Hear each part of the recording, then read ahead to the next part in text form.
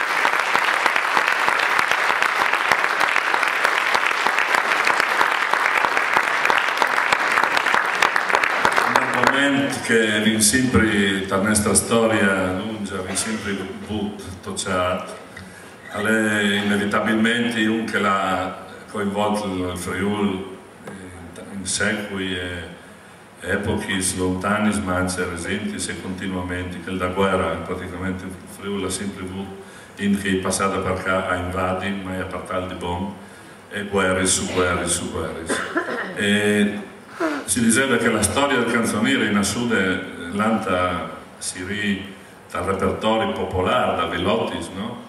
Un altro calzedi che dicesse anche un po' contro da spia, no? Pensai 30, insomma, dal 75, 76, e lì, insomma, il Furlan era ufficialmente in mano alla filologica come istituzione e qui che fevelava di Furlan fevelava da parte sempre o dal Sorestan oppure in un modo così ecco, di seguire le campagne, le rosotte, la plovisine, la mariottine, la sisilute, ma di guerra, di fame, di pantan, di sangue, da sinstasè non veniva fuori. Insomma, si lascia sedere, dice a tatro, perché di capire che le ranchino quadrate. Per cui, faremo un par di talks che anche questo argomento, uno alle popolari, o su perché il Sampieri, e subito da ora viene un di Leo Zanier, dedicato al periodo della Resistenza e a un partigiano